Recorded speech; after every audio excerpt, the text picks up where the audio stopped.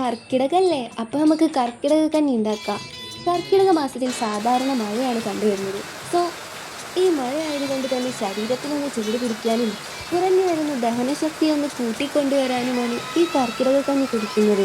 കാണുന്ന പോലെയൊന്നുമല്ല, പുള്ളിക്ക് ഒടുക്കത്തെ പോഷക ഗുണങ്ങളാണ്. പ്രതിരോധ ശേഷി, സന്ധികളുടെയും പേശികളുടെയും ആരോഗ്യം, അങ്ങനെ എക്സെട്ര എക്സെട്ര. ചിങ്ങമാസത്തെ വരവേൽക്കാനായി അവസാന മാസമായ കർക്കിടകത്തിൽ ചെയ്യുന്ന സുഖചികിത്സയുടെ ഒരു ഭാഗമാണ് കർക്കിടക കഞ്ഞി. നമുക്ക് നവരരിയും ചെറുപയറും ഉലുവയും വേണം. ഇതിൽ ചെറുപയറിനും ഉലുവയ്ക്കും വേവ് കുറവായതുകൊണ്ട് തന്നെ തലേ ദിവസം തന്നെ വെള്ളത്തിലിട്ട് വെച്ചാൽ നല്ലതാണ്. ശേഷം എല്ലാം കൂടി കഴുകി വൃത്തിയാക്കി കുക്കറിലാണ് വെക്കുന്നതെങ്കിൽ 4-5 വിസിൽ മതി. ഒരു പിടി അരിയാണ് എടുക്കുന്നതെങ്കിൽ അതിൻ്റെ അരപിടി ചെറുപയറും അതിൻ്റെയും അരപിടി ഉലുവയുമാണ് കണക്ക്. ഇനി ആശാലി ചേർക്കുന്നുണ്ടെങ്കിൽ ഉലുവയുടെ നേർപകുതിയാണ് വേണ്ടത്. ഞാനിതിൽ ആശാലി ചേർക്കുന്നില്ല. ഇനി വെന്തെല്ലാം കൂടി ഒത്തുചേർന്നു എന്ന് മനസ്സിലാക്കിയാൽ നല്ല ശുദ്ധമായ കട്ടി തേങ്ങാപ്പാൽ ഒഴിക്കണം. ഉലുവയുടെ കശർപ്പ് മാറിക്കിട്ടാൻ വേണ്ടിയിട്ടാണ് തേങ്ങാപ്പാൽ ഒഴിക്കുന്നത്. ഉലുവയുടെ കയ്പ് ഇഷ്ടമല്ലാത്തവർക്ക് ഉലുവയുടെ അളവ് കുറയ്ക്കാത്തതാണ് ഉത്തമം.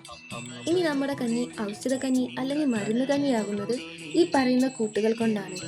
കയ്യോന്നി, നിലപ്പന, മുക്കുറ്റി, പൂവാങ്കുരുന്തൽ, ഉഴിഞ്ഞി, തിരുതാളി, ചെറുള, കൃഷ്ണഗ്രാന്തി, കൊടിത്തുവ, വിഷ്ണുഗ്രാന്തി. ഈ ദശപുഷ്പങ്ങൾ ചേർക്കുമ്പോഴാണ് ഔഷധക്കഞ്ഞി അല്ലെങ്കിൽ മരുന്ന് കഞ്ഞിയായി മാറുന്നത്. ഇതൊക്കെ പറമ്പിൽ പോയി പറിക്കുകയാണെങ്കിൽ അത്യുത്തമം. ഇഷ്ടാത്തവർ പേടിക്കേണ്ട, ഇതിൻ്റെ പൊടി വാങ്ങാൻ കിട്ടും. പിന്നെ ജീരകം, ഉലുവ, ചുക്ക്, കുരുമുളക്, തിപ്പല്ലി, മല്ലി, അയമോദകം, ഓമം, ജാതിക്ക, ഏലക്ക, കറുവമ്പട്ട, ഗ്രാമ്പു, വയമ്പ്, ചിറ്റരത്ത, പച്ചോലം, മഞ്ഞൾ, നെല്ലിക്ക, അതിമധുരം ഇതൊക്കെ കയ്യിലുണ്ടെങ്കിൽ മാത്രം ചേർത്താൽ മതി. ഇനി കുറച്ച് ഉപ്പിട്ടാൽ നമ്മുടെ കഞ്ഞി റെഡി.